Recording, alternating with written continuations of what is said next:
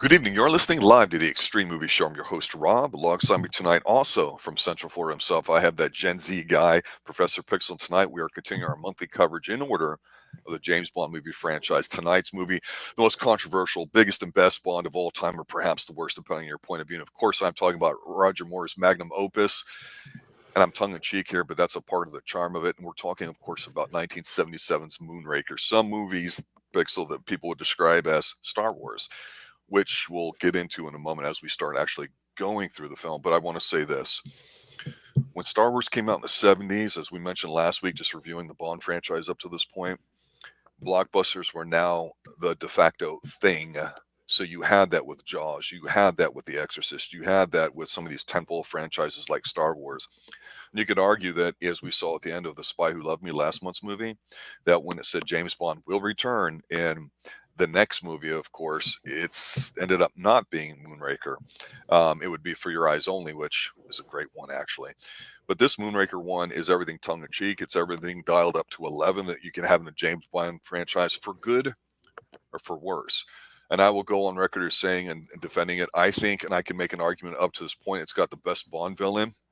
It's got some most of the over-the-top stuff, but I have to tell you, there's some stuff in here that I think, when I still think of Bond films, I go back to this movie, and I'm going to point some of these scenes out here.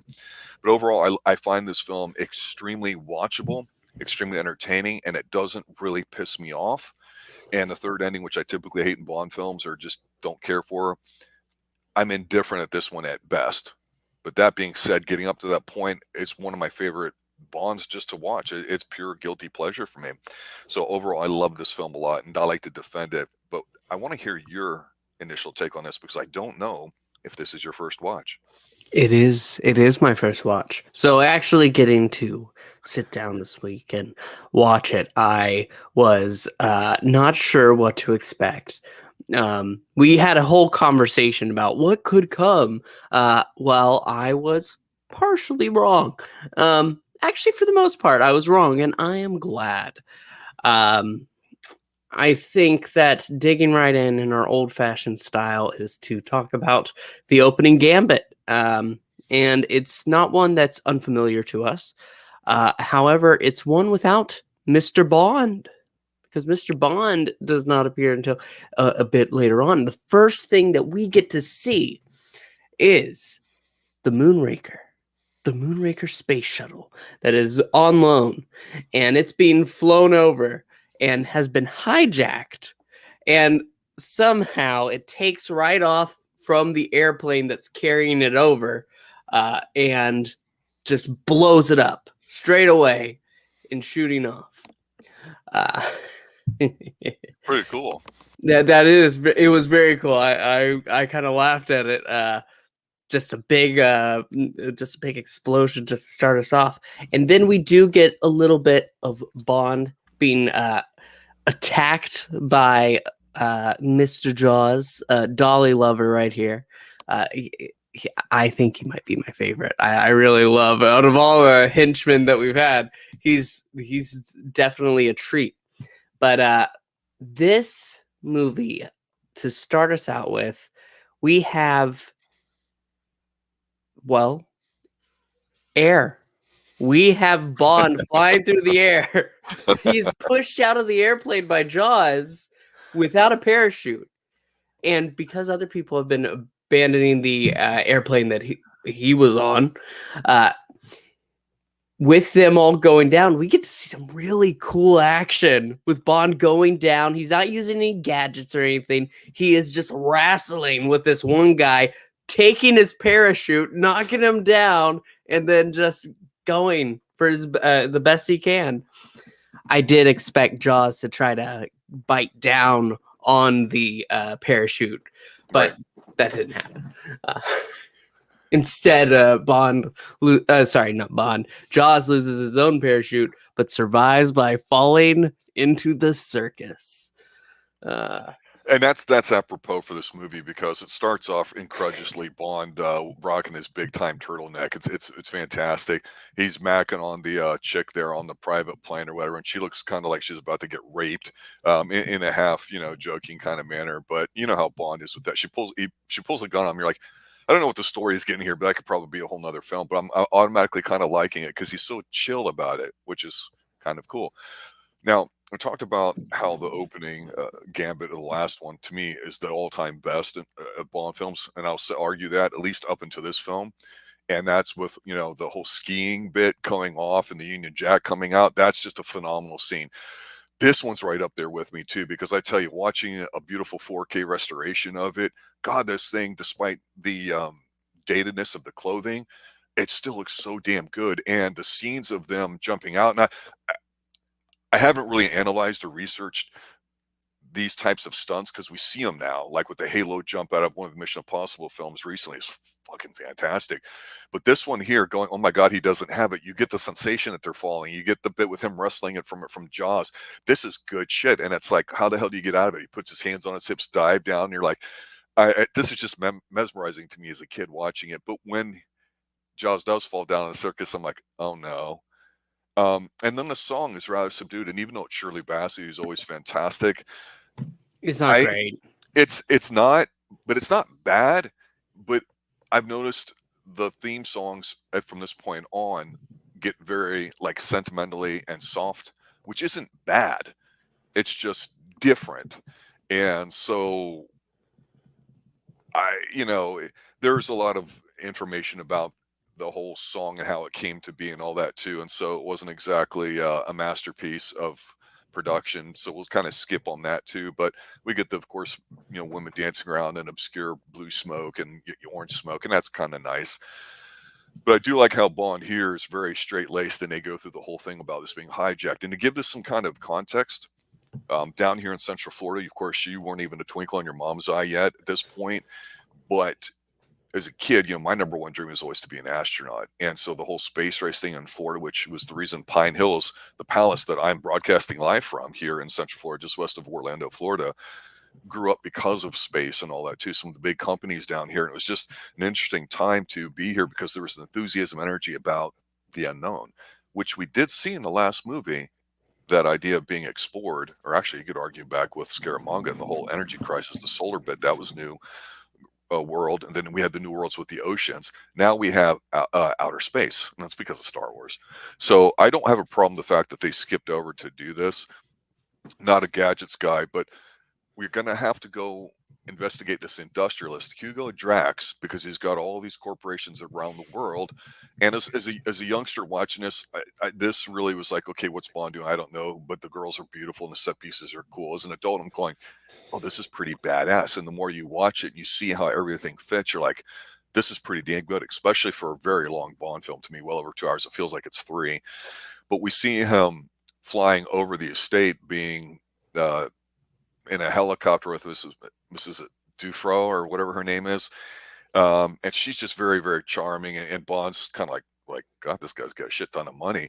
And Moore is so damn good in here because he's like, yeah, I'm sure he bought the Eiffel Tower. And he's like, oh, but he did. But the French government wouldn't give him a passport to, export it or whatever. And I guess it's fucking insane. But the whole idea here is that he took everything, from France for this private estate, and he's creating everything. And of course, Bond first meets Hugo Drax in a wonderful, wonderful meeting where he's playing classical piano and 2 very cultured women are sitting there in quiet observance. And the one thing I have to say about Hugo Drax throughout this movie, as boring as what people may say is, or how non-threatening he might seem, I go, except for Scaramanga, who's probably the best fleshed out character. He's the most cultured. He's not wild-eyed like we might have seen with Spectre or any of that stuff. He's a singular guy that knows exactly what he's trying to do, and he's not really pissy about it. And I love it. And he's about the only Bond villain to this point that we can go head-to-head with James Bond by making him feel like an idiot, and does so in several scenes, even though his pulse never goes above 30.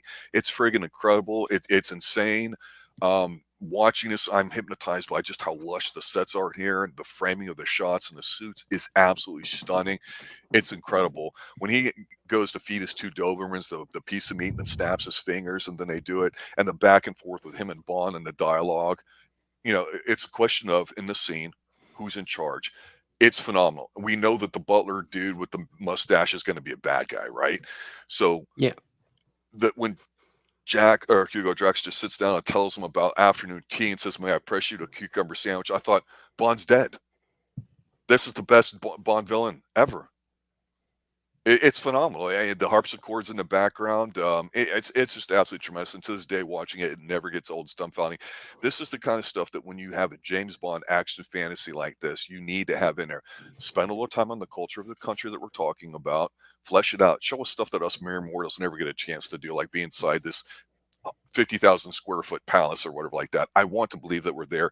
That's James Bond. It's phenomenal. I love it. It sets up what's going on. And then, of course, the two beautiful women leave, but not before he says to his henchmen, "Follow Mr. Bond and see to it that some harm comes to him." Then Yeah, that was great. yeah, it's great. It's great because he's not mad about it. He's just like, yeah, this is what's going to happen. We're going to hurt him a little bit. And then we get the awkward introduction between him and the astronaut. I'll hand this off to you.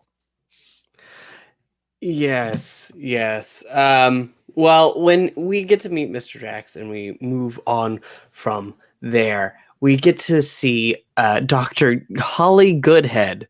I'm getting some pussy galore vibes here.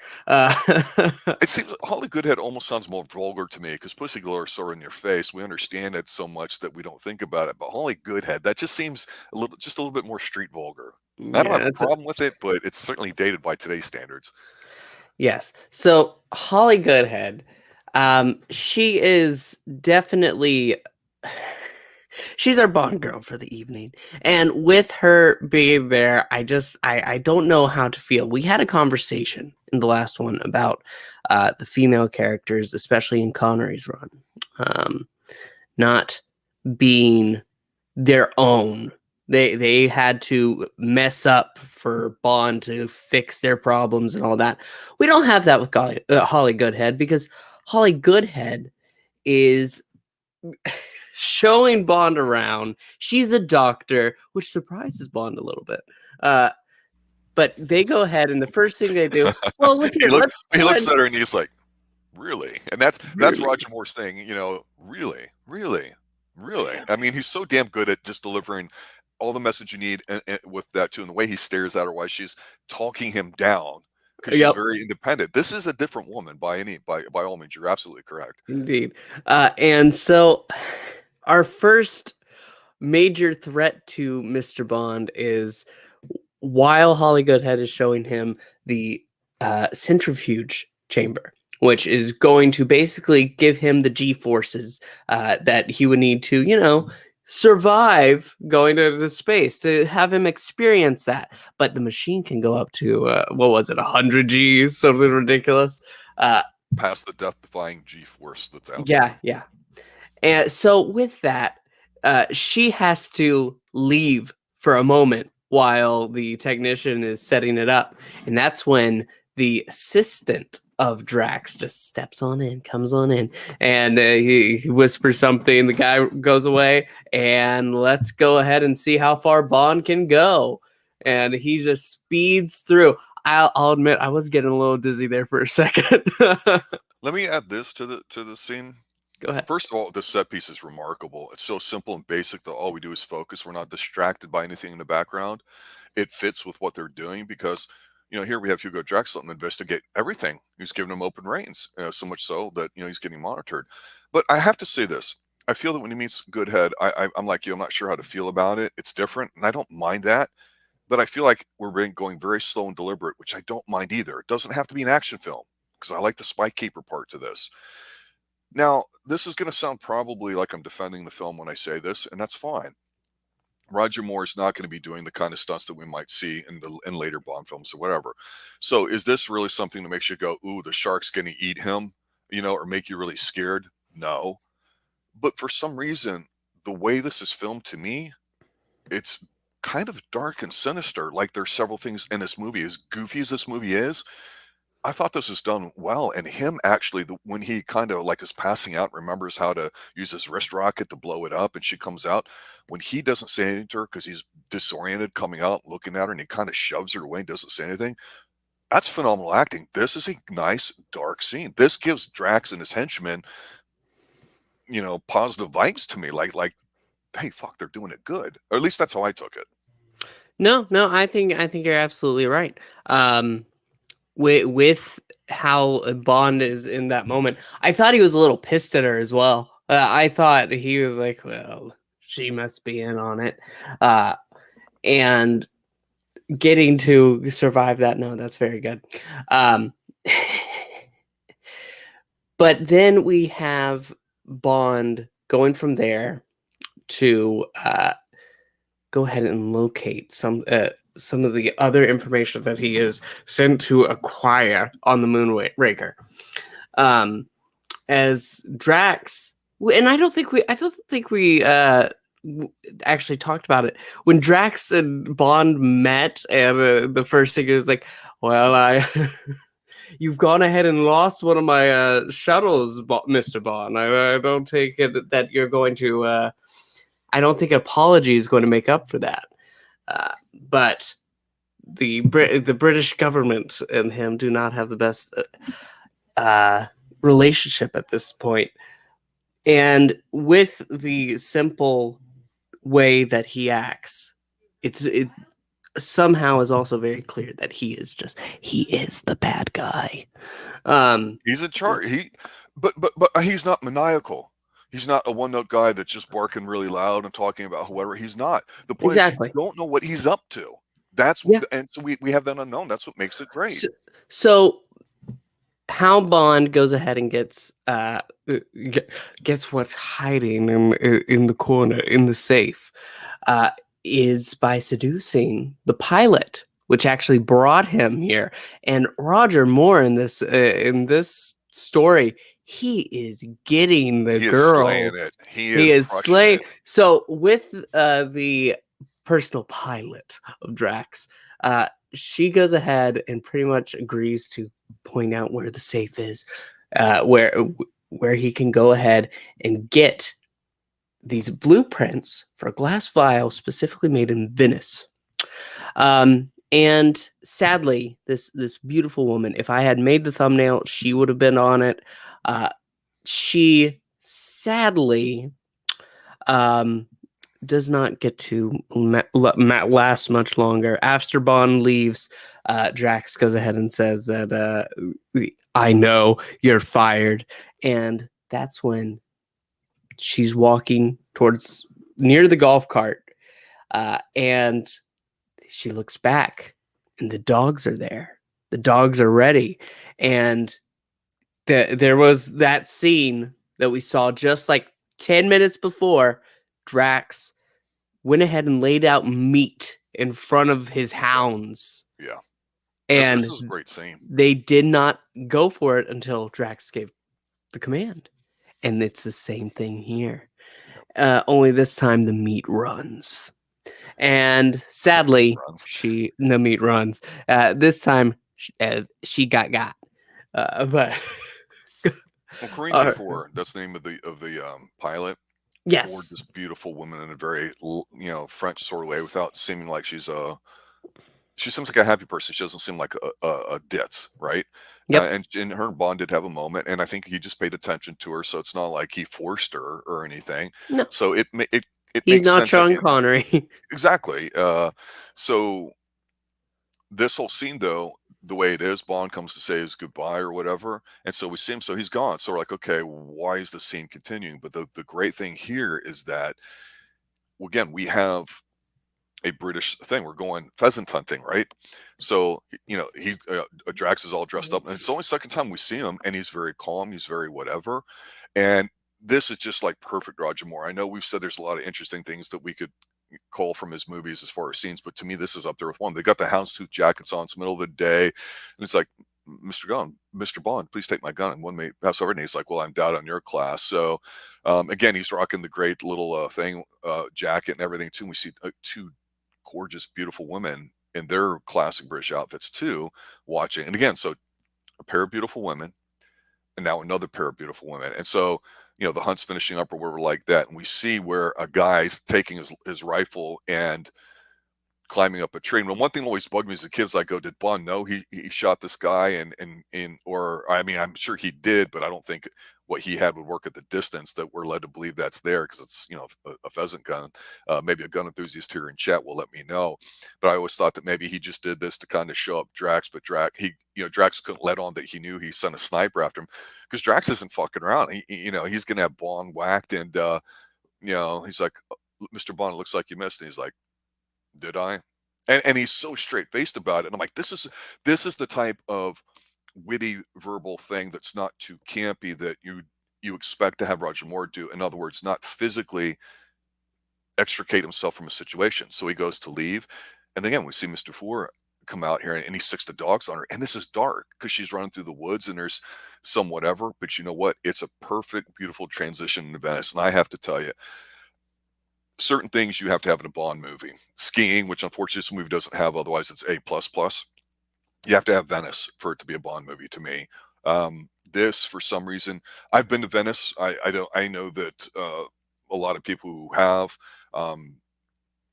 It's an interesting city. It's got a certain magic to it. It smells like a sewer, because that's what happens. So if you go there during the busy season in the summer, it kind of has this light little smell to it, like walking through a smelly room, but you get used to it. You can feel the history in it. One of the world's richest cities for a very long time. A lot of interesting stuff about it, but there's something about it that translates well to film. And when Bond gets off, of course, he's checking out the Venini glass place, where when the lady invites him in, she's like, is there anything that interests you? And he's like, well, I'm tempted to say yes immediately, meaning her. He goes, but I'd like to look around. So again, we get to see something of the culture of Venice. And Venetian glassware, obviously people, I would think, know that that's considered the best all the way around. We could see him walk around, and a lot of these scenes are real. Some of them are stage things. But again, it just looks great. And you see something that looks like the picture he took. And then there's this great scene of him walking through a demonstration in this room of a glass thing, and he's just kind of looking around, and he sees a very beautiful woman that seems kind of concerned and catches Bond's eye, and she ignores him.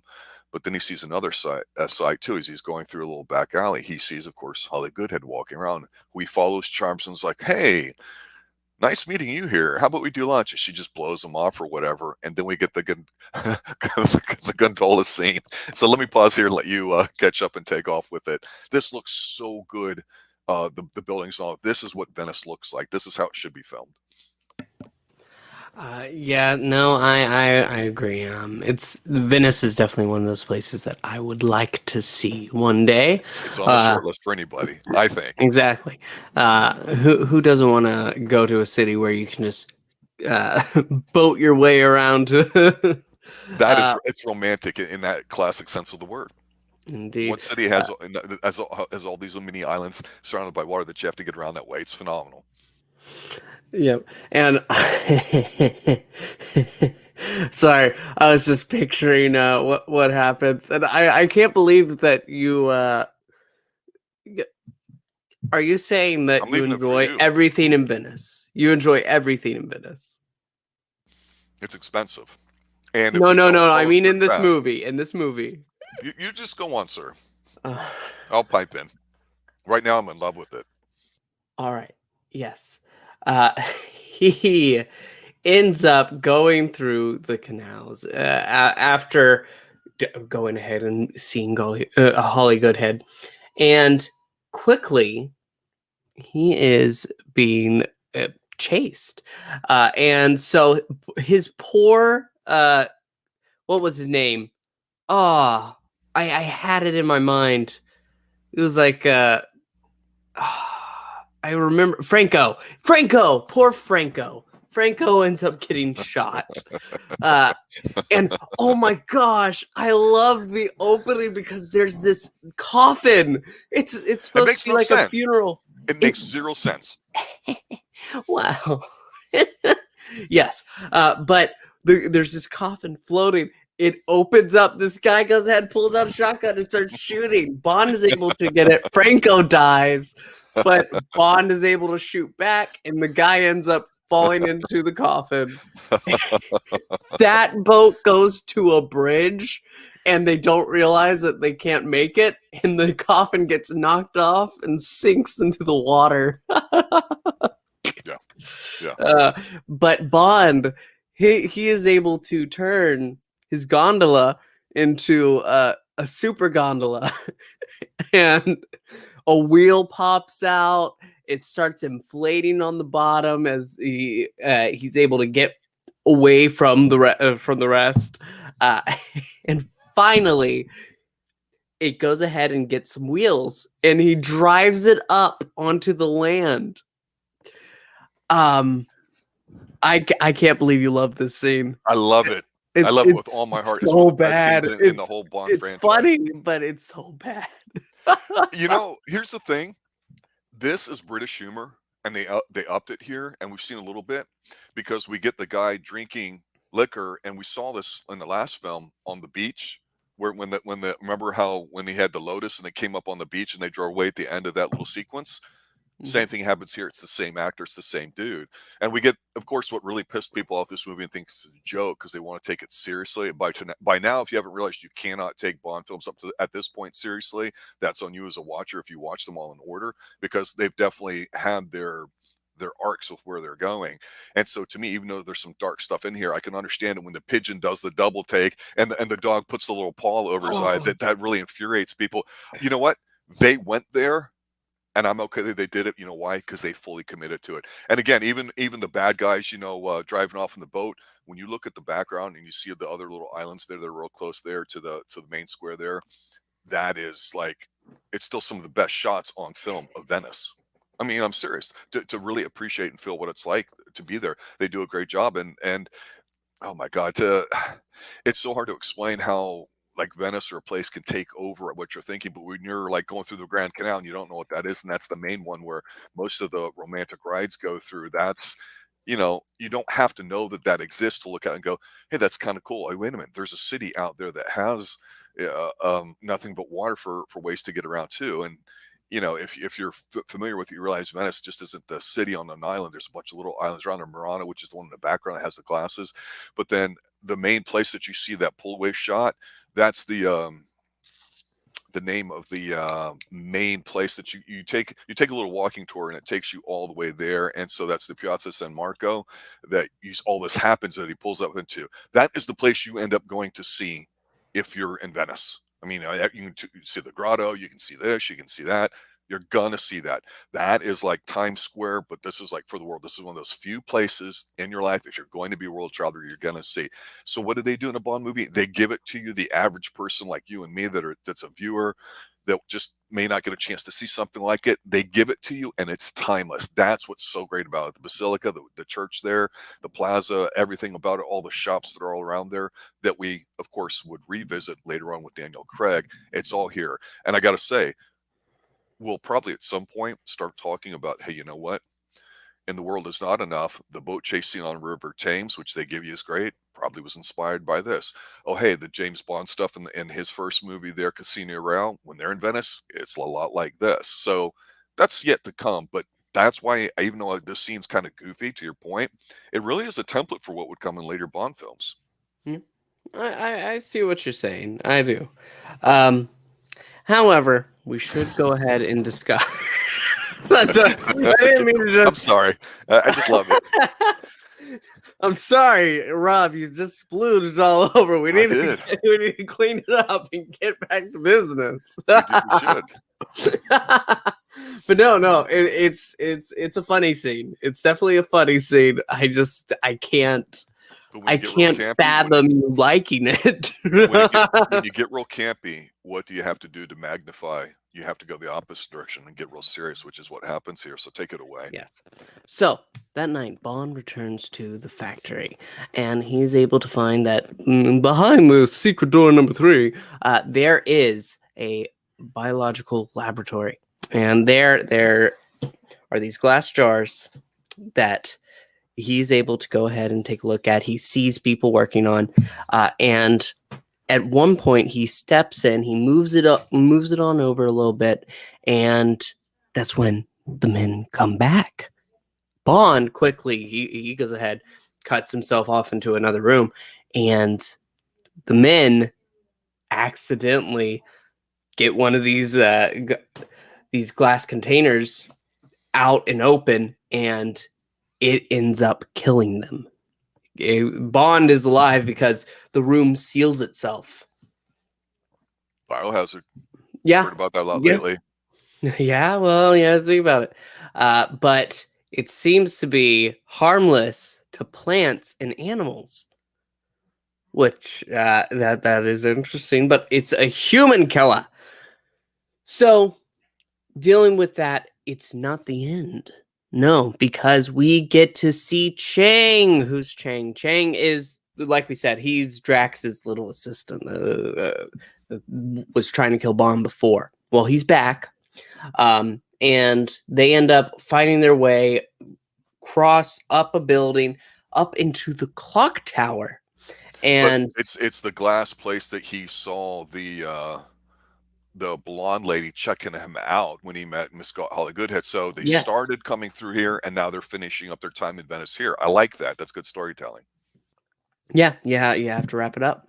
Well, here he is able to fight Chang to the death, ends up pushing him out the clock tower, which is what I wanted. Like, it's one of those things like, okay, they're up here. I'm expecting it. Give it to me. And it happens. No more Chang. What do all the boxes say? Did you catch that? Yes. The boxes in the basement, just hiding it. To Rio de Janeiro. It seems that Bond has his next clue as to where to go. And towards the end of here, with Chang dead, that seems to be where it is. However, that's not before he goes ahead and he's able to see Miss, or I should say Dr. Goodhead. Yeah, this is the classic scene that we saw from Doctor No and other stuff where you sit behind and you pluff up the pillows and you sit next to a darkened room next to a lamp and you turn on when the person comes in. Yeah, whatever. But it's a nice introduction where they both recognize, hey, I know you're not just a doctor, you're whatever. And so they go through their gadgets about stuff, and he's like, oh, the Bollinger, you were expecting me. And her like lipstick thing, she's got like the blowtorch and stupid stuff. So it's like the American equivalent. So they make a promise to help each other out. And of course, Bond and her, kind of have this back and forth talk, and they're making lies to each other, and they both kind of know it without admitting it, so they can't say the other one really knows it about what's going to happen, how they're going to share resources and all that, but not before he bones her, because of course that's what you do in the spy game. You sleep with the person you're trying to gain information from to gain the upper hand. She allows it. So Indeed. yeah, I'm sorry I interjected there, but No, they're you're still right. here in Venice, right? The next morning. Yes. But they end up going ahead, and he gets to call M. Goes ahead and says what he's found and where he thinks he needs to go ahead and go. And M, of course, is like, okay, that's fine. You go ahead. But they not before there's a meeting, and or did I just skip? I think I just skipped a scene. Because I don't think they meet Drax here, do they? They do. They Because do. Okay. it's the middle of the night when they fly in the lab. So, and then everybody flies in. He's like, Bond, man, I hope you're really right. Because this guy I play cards with him, buddies with him. And so he walks into the office and he hands him gas masks. And we go in there.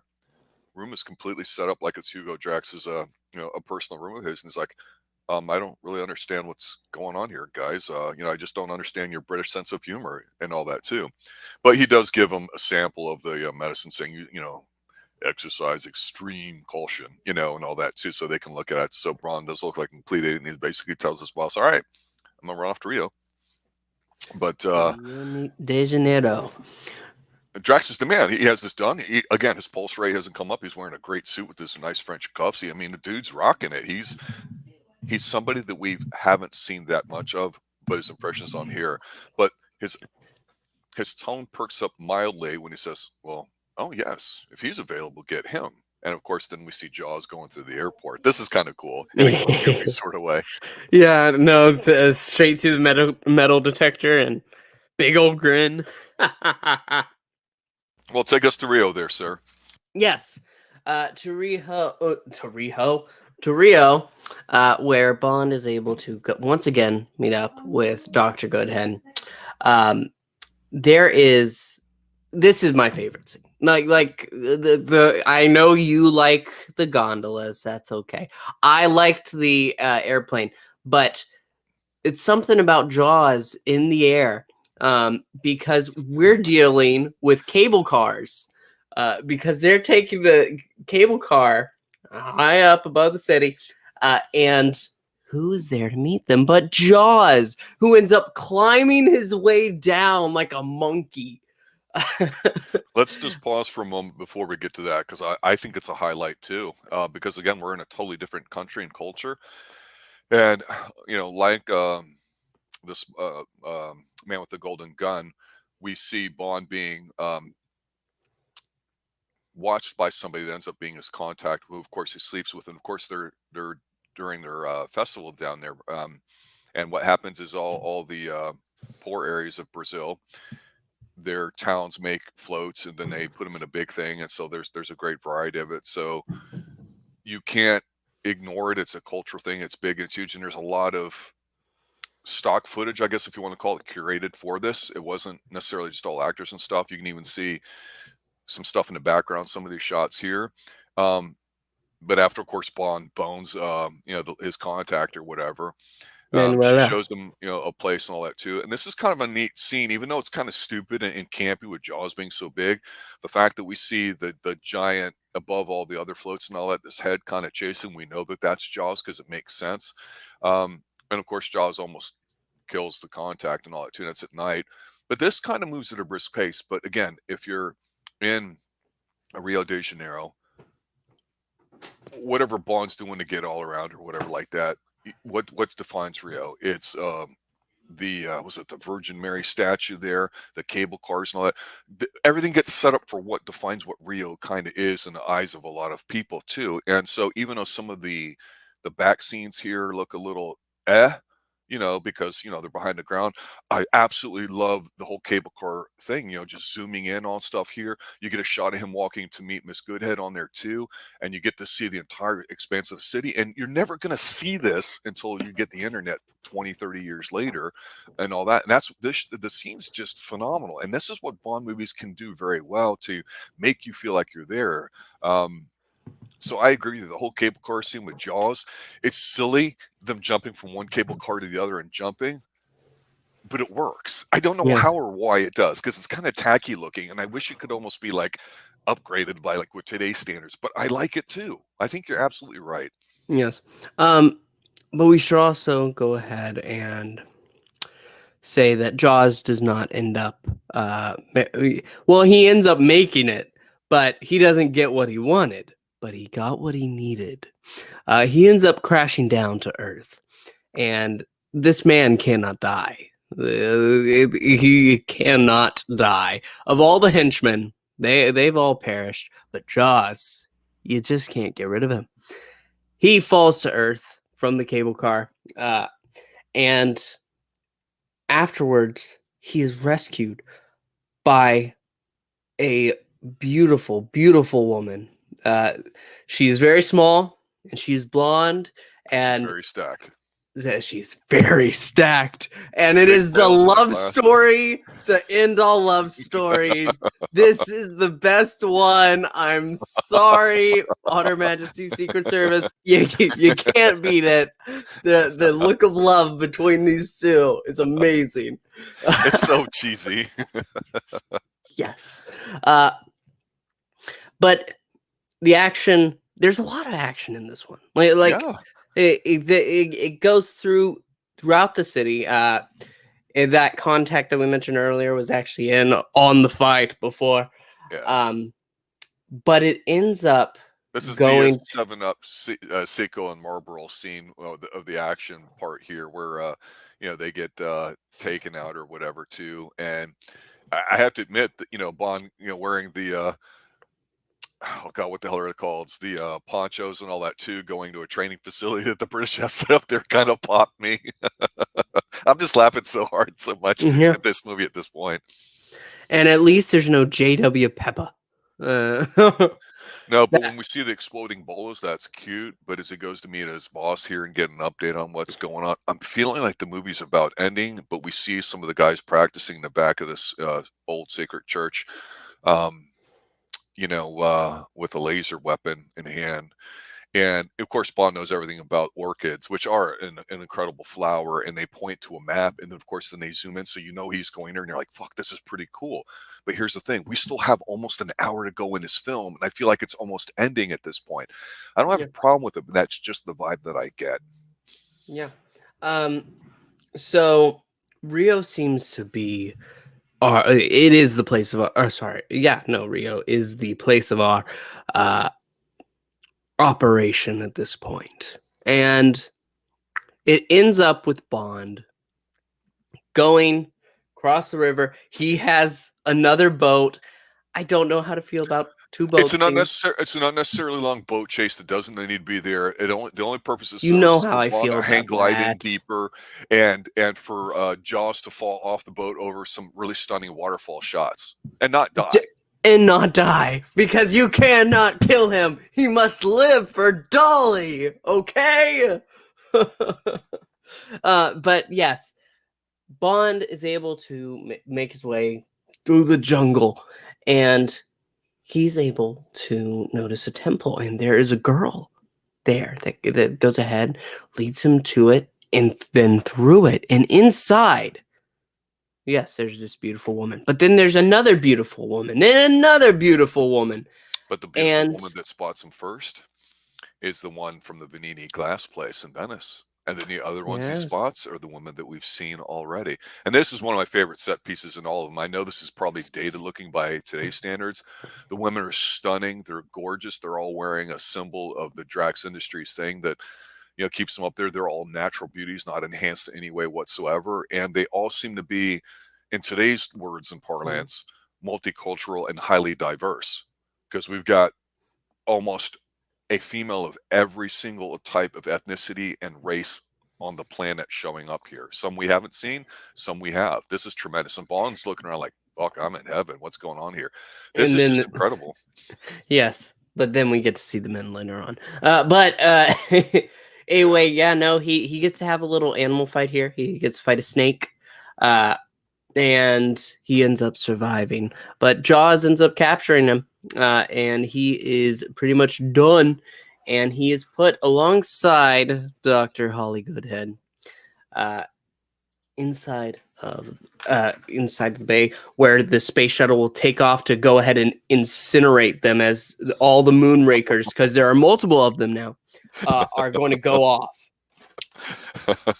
When Hugo Drax just comes out and he goes, Mr. Bond, you defy all attempts for me to plan an amusing death for you.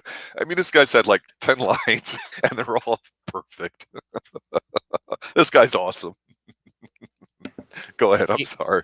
No, you're right. Yeah. But Bond is able, of course, to escape, and going ahead, sneaking on some outfits. They're able to go into one of Drax's shuttles, and now we get to it. Bond in space. Yeah, I'll say this here, because even though we got a good 35 minutes left in the film, this is just the third act to me. It's over. It's over. This movie's over at this point. And to me, I'll say this. I think, and when we'll talk about this third act here in a moment, but for me, we get the final reveal of what's going on. And it's kind of interesting in a way, because I mentioned before how Bond movies have typically, especially being British films in general, have taken generic world pop culture, whether it's gotten to certain continents or not, whether it's real or not, and have made an interesting attempt to include it in something. So we had the alleged energy crisis of the early 70s, when the United States got off the gold standard, and we had a great fluctuation in asset prices and money, and so there were spikes in oil and everything else there too, and OPEC was formed. And we could argue about politics and all that today, but the idea here is that if you don't have energy, you don't have anything. So where do you get it from? How do you get it? After wars, decisions made among countries on how to manage all this.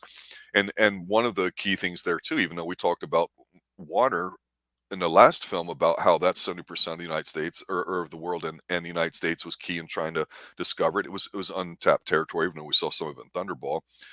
The idea here then is a parallel to what was supposedly going on too. And we've talked about how climate change has taken on different names and alleged meanings. And one popular idea in Soya and Green, all that was that the Earth could only support so much food, yet we need a certain amount of food for people, so therefore there's going to be a population crisis. And this dominated the late 60s and early 70s groupthink scientifically, allegedly, about all that. So here we have an idea that based off of a rare chemical compound in an orchid fauna in a very remote place of Brazil here in the Amazon forest, that this guy, Hugo Drax, is going to somehow take the best and the brightest and the most fertile human beings and repopulate the entire planet. But he has to kill everybody off for it. And that's what he's doing, is developing the super It, thing. And you it's don't super get it. eugenics. Yeah, Super it is. eugenics. It is. And it's modified for the current time because it's not a concept that's lost on people, but it's different than the way it may have been traded. And I'll simply say this from World War II and what most people think of eugenics. And so it's a modernizing of that old idea, whether you agree with it or not. And it wasn't really told to us until this point. It was just shown. And so, yeah, there's goofy ass shit with Jaws and his love story and some of the campy ass things in Venice and all that. But there's some dark stuff in here too. And when we get this reveal, I'm like, huh, this is pretty good because Drax isn't maniacal and you don't get the, yeah, whatever. He's an evil guy telling us how things are bad or whatever. And we don't care about him. It's not personal. He's doing his own business. And the fact that he goes in the opposite direction of all the other Bond villains, except for Scaramanga, I always put him as an outlier, makes him, like I say, one of the best Bond villains up to this point. And it's interesting because I kind of like the idea, but it's not really hardcore in here. But once we get to this point here where, we're up in space and basically Bond has to figure out a way to survive and rally some people there, and they have this big shootout. I'm not a fan of Yeah, no. countdown Li- type, I, ways of I, forcing action and all that. And that's what we get here. It's the same old typical Bond ending to me. yeah, no. When they go ahead and have their laser fight in space, come on. Ah, no, that was unnecessary. That was just, hey, look, Star Wars with James Bond. But the good part about this is Jaws gets his redemption because Bond is able to pretty much convince him that once this is done, he's just going to go ahead and say, sorry, 1 second. He goes ahead. He's not going to have people that are abnormal. He wants his perfect life, his perfect way, and the only way to get that is to eliminate everyone who doesn't fit the ideal. And Jaws and Dolly, they are extremes of each size. One's large, one's small, and they aren't normal by any means. Mm-hmm. It's, I'll say this from my final thoughts of this movie. It's a guilty pleasure. And and when she says, to Mr. Bond, as he's, when she's like, "Oh, take me around the world one more time," and he's like, "I believe he's attempting re-entry, sir." It's stupid, campy stuff. This is, and I can argue, even though it's a personal guilty pleasure of mine, I say guilty because it is bad. It's bad because I don't feel most Bond villains are a threat. I don't feel any sense of menace. I prefer a movie to be a spy caper. And I've said that the best parts of a lot of these Bond films work when they're a spy caper. And, the whole spy versus spy kind of stuff, the investigating part, because we're on that journey with Bond. It's nice to see places around the world that we may never see, right? And we maybe learn something about it, whether it's right or wrong. I'm even saying that, but that gives us that fantasy of escaping. It's wonderful to see beautiful women and people dressed up in the best clothes that match their skin complexion and their hair and their builds and styles from around the world and times. That's great movie stuff. So this is a great movie in a sense that it's pure popcorn. It doesn't have any meat on the bone. It is cotton candy. It's definitely not a nice juicy steak, right? And that's the problem, is that with Roger Moore films, while we've by this point figured out who he is as a Bond actor, and the last movie was pretty damn good, a lot of people have just said this is absurd piece of shit. We've had this series for almost 20 years now, and this is what we've gotten. Yep. But even the Bond franchise is not immune to the fact that movies generally were starting to look for tentpole type things. And with Bond having a long history behind it, they chose to go in this direction and slap it up. And I can totally understand people that are hardcore Bond fans going, this is utter rubbish and complete trash. And I will tell you, visually, the movie is very striking to me. The sets, the settings, everything about it. It's like going to a great restaurant, having great service, having great atmosphere, and the food is just okay. It's not going to work in the Yeah. long run. I'm going to go ahead and say that I think that it actually could be like really good if they just hadn't gone to space. That's the only thing. I think if they hadn't gone to space, even with the ridiculous gondolas, you're right about the villain. The villain is very entertaining, uh, though he seems very tired. But he's very entertaining. Jaws, he's a lot of fun. And not in the bad kind of fun that J.W. Pepper's supposed to be. I'm never going to forget that. That made me angry. Nothing in this made me angry, but again, it is bad in that it's absurd. I can't take Yeah. Bond seriously by watching this film. I can't. It was the first time you're watching this, and people go, "I don't get what people like about Bond." I would understand that. Yeah, no, I could see that. But we at least know that Jaws and Dolly are okay at the end of this movie, and that is what matters, Rob. Nothing else matters. I checked out as soon as I saw the look that Jaws and Dolly had, because this was the plot point that I cared about. Well, when things like that happen, or you remember the completely absurd stuff, like the dog and the guy drinking and all that, you go, what of the actual movie am I in the story am I remembering? The answer is nothing. Oh, he was in Venice and he had this kind of like chase thingy and there's the glass sword stuff. And so you're not really talking about, and that's not a bad thing, but is it a good thing? And with a No. Bond movie, I don't think it is. I think that's done very well. Again, if I were to start a Bond movie from scratch, I would have to put Moonraker in there just because of how great the sets look and how we get 20, 30 minutes in this place, 20, 30 minutes in this place, and the transitions and all that. And he gets some literally in every country he goes to. I mean, Roger Moore is great in here, and everybody seems to be having a lot of fun, and it translates well here on film. But some would argue that the Daniel Craig versions are a lot grittier and more realistic, and they deal with stuff that's going on in the world and all that. And I go, no, they're boring. They're not thrilling. They're dreadful to watch. They're not fun to be a part of. They're even more absurd than this. It is as bad as Moonraker is, and with their scenes, we know that we're being served a serving of goofiness to be goofy, not so much complete absurdity like we've seen in some of the things that we'll be talking about in the Craig films and some other films too. And so I prefer more grounded Bond, no matter who that Bond is, and more of a spy type of movie, and this is far from it. So while I say it goes against my personal choice of Bond, I do find it very entertaining. And that's the thing about Moonraker is that it invokes these really visceral responses from people that are passionate about it. And that says something about a film that could do it, because the Spy 11, people be like, yeah, really good Bond film, kind of cool, Egypt, decent chick, Jaws, and that's pretty much it, right? But this one, just like you said, everything else except what the movie's all about. What the fuck is a Moonraker? I don't fucking know. Oh, it's supposed to be the shuttle, which hadn't gone up yet, which is a huge deal here in Central Florida. The idea that it was getting ready to go up and that we were going to conquer space, it was going to be something different. That was exciting. Doesn't mean anything about this movie. No, at the time, did it? Maybe a little, but no, it was, let's just throw Star Wars in here. So to me, it was a blatant attempt to rip off something else. And I think that's a bad thing to do when you're a franchise on your own. Be your own franchise. Don't mimic somebody else hoping to capitalize on their success. And that's where ultimately at the heart of it comes down to why I think Moonraker, you could argue, is a very bad film. But that being said, let's hear your final thoughts.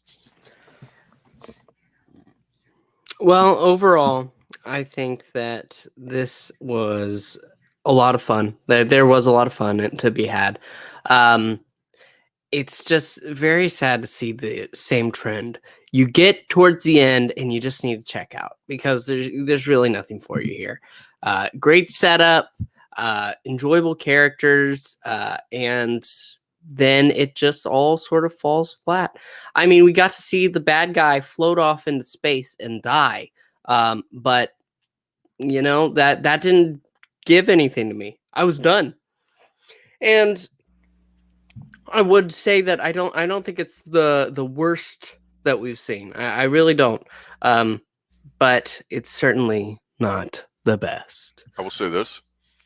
I will take Hugo Drax as a bad guy over anything having to do with Spectre in any of the Craig films except for Le Chiffre, who I thought was a great character. But then again, I love Mads Mikkelsen, okay? And I think was an interesting character for the time. I mean, honestly, I think he's just that much better. But I agree with you. It's a very divisive film that way too. But I will say this, as much as we may talk up or down about Moonraker next month when we go to talk about Roger Moore's, I keep wanting to say final film, but it's certainly not. But when it's For Your Eyes Only, holy shit, is that going to be a different film than this? And that's all I'm going to say, because for you, it may be a first watch. And I will just spoil it and say this. It's one of my favorite Roger Moore movies. And it's totally different than Moonraker. So I can't wait to talk about that next month here on the Xtreme Movie Show. I'd like to take a moment and thank everybody for listening. I see that Moonraker's gotten a lot of views already. I appreciate that too here.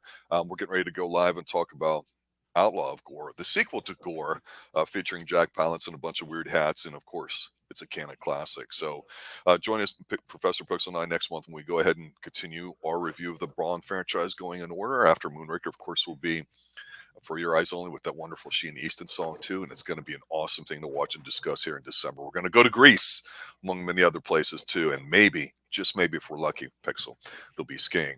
For Professor Pixel, everybody involved here at the Xtreme Movie Show, thanks for watching. Thanks for listening. Remember to always stay extreme.